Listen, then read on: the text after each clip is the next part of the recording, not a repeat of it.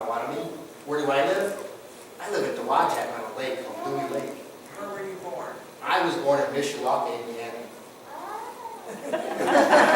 Sorry, I'm lost. I get lost a lot. My name is Giwani, which means he who wanders like a prairie chicken. My dad is the same name. We both wander around. I get lost sometimes. You know what Mishawaka means?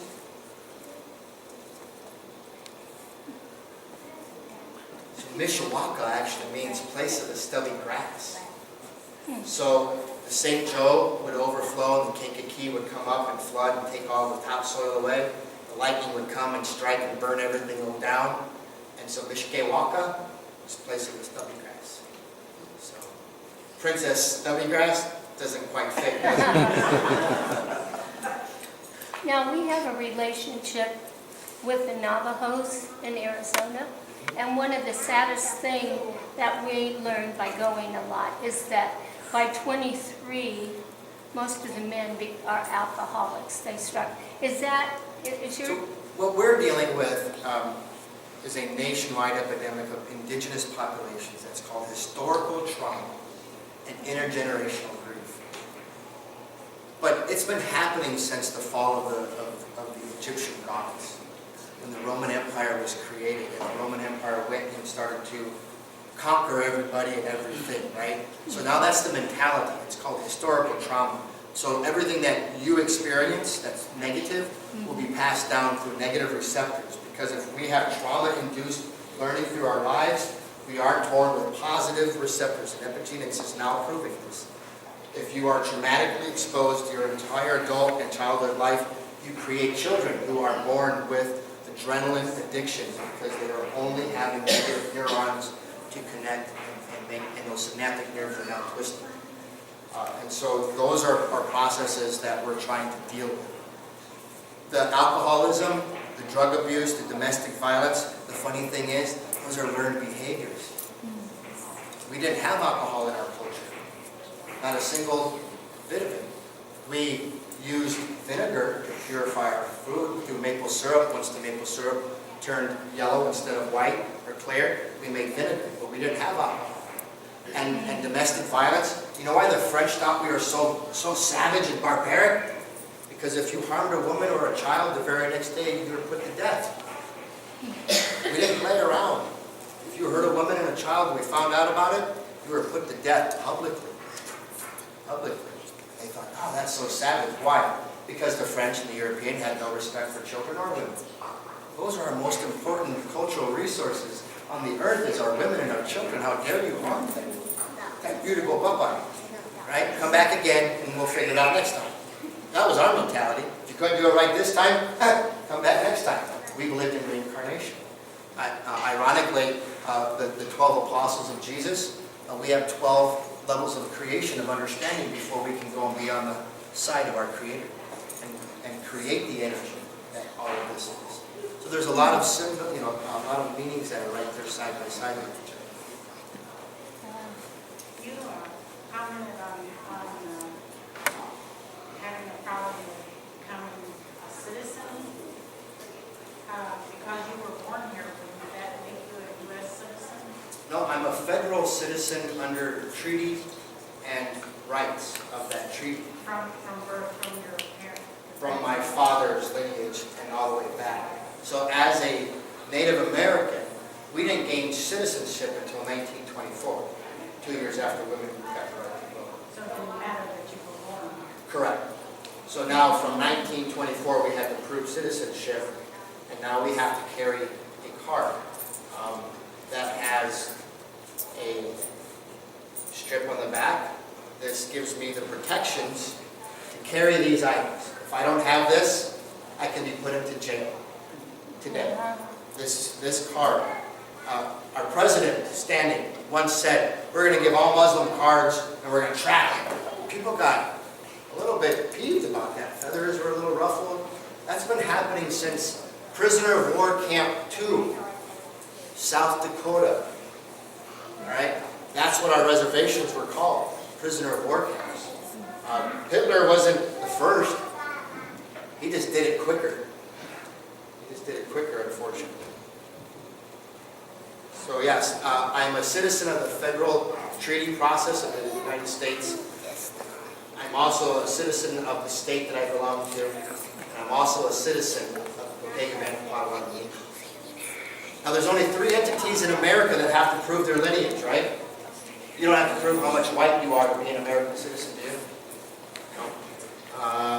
None of us, except for us, I have to prove how much Indian I am if I'm going to be a citizen.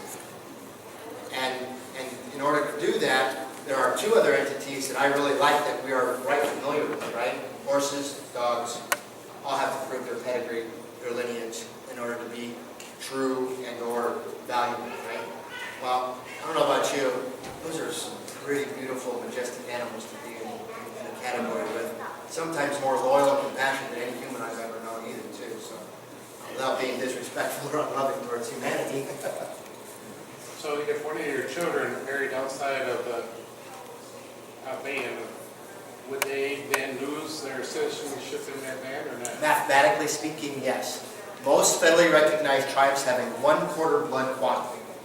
So they have to have 25% of them has to be Native American. So if my daughter is 25% and then marries out, now she becomes less than and won't meet that requirement.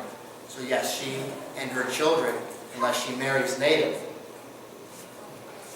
Wasn't there an ideology and a theology about a pure race of people that didn't work very well? Yeah. But they're making us go back to that same idea of having to, and in some situations, you're marrying your own family again because that's the only gene pool you have. It wasn't until the 1950s that we were even allowed to leave the reservations legally. And then we were kind of forced off to go into the workforce and learn factory work and building. And then we became iron workers in New York and built all the bridges. And we were the crazy ones walking the steel girders with no ropes. That was the Mohawks and the Ojibwe and Potawatomi people doing that. When you were a child and you found out that you were Native American lineage, how did you then connect? It's a great little story. So again, in 1988, the Los Angeles Unified School District had a reverse segregation busing policy that they were putting into place. In LA, all of the minorities were shipped into the inner cities, and all of the white kids were shipped outside to the suburb schools, right? So they said, we got to change this. So we're going to take all the white kids from the suburb schools who have all of this entitlement, and we're going to throw them into the inner city schools, and we're going to take all the unentitled, poor, impoverished, and we're going to put them into cool schools that have art and band and literature, which they've never had in their life, right, over here. And now everybody who's had this over here they're fighting for scraps of bread, and so now it's this huge chaotic mess. Well, in that huge chaotic mess, I was an Indian. I was a minority living in a white neighborhood. So I got to stay in my white school. I didn't have to go into the inner cities. So when I found out that day, they brought me into the principal's office. You ever been in the principal's office? Stay out of there. I had my own chair. I'm like, oh, what did I do now? Like, oh, no, nothing today, Jeff. We have good news for you. Good news for me? This is the superintendent. And I got to meet the superintendent. He says about this policy, and now you're our Indian. You get to stay here. Yeah. And the local football team is the Chatsworth Chiefs. And I'm like, all right, I'm their Indian. And I call Dad, and I'm like, and now, of course, nowadays I would never say anything of that nature, right? To support mascots, right? There are real human rights in the world, but we're going to fight sports teams, okay?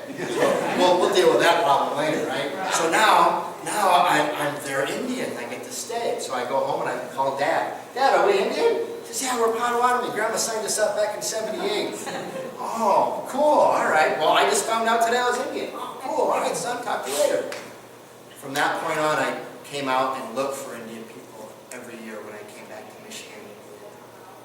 For the past 25, 28 years, I have knocked on doors and says, hey, I want to know what you know. And this is information that is illegal, and that people died for, and children were removed for. And so the importance of finding out about my spiritual identity, as Muck would mention, the hand of the bear. And being that bear's paw, what's my main responsibility most of the time? Holding up the bear, right? I'm in the muck most of the time. What's my responsibility as a father? I'm to hold them up all the time. I'm the one that gets mucky, not the kids, not the community, not the people. So when you understand that, that empowers you, it's also kind of a bummer sometimes too, because you never get out of the muck, right? You're always working to get that muck better and better and better. But that's our job. That's what we're supposed to do. And so that is what brings us to the next point of understanding. Again, I thank you for the opportunity to share. I hope we have more opportunities like this. We'll see you down the road. We don't have a word for goodbye in our language because we'll either see you in heaven or at Walmart. So we say